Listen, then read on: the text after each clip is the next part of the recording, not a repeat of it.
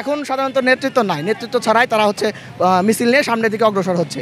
কোটা বিরোধী আন্দোলনের দায়িত্বে ছিল, এখানে নেতৃত্ব ছিল জগন্নাথ বিশ্ববিদ্যালয়ের, সকলে একসাথে এটা থেকে অব্যাহতি ঘোষণা করেছে।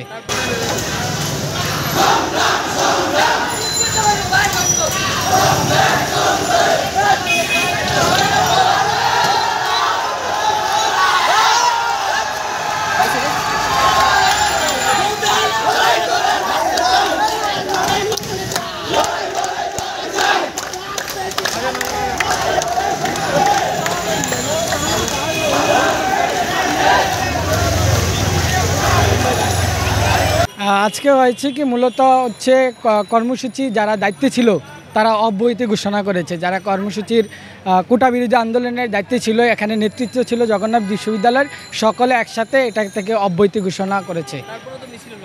কারণ হচ্ছে সাধারণ শিক্ষার্থীরা তারা কর্মসূচি বন্ধ ঘোষণা করেছিল, কিন্তু সাধারণ শিক্ষার্থীরা মেনে নেয় না মেনে নিয়ে তারা একসাথেই বের হয়ে গেছে।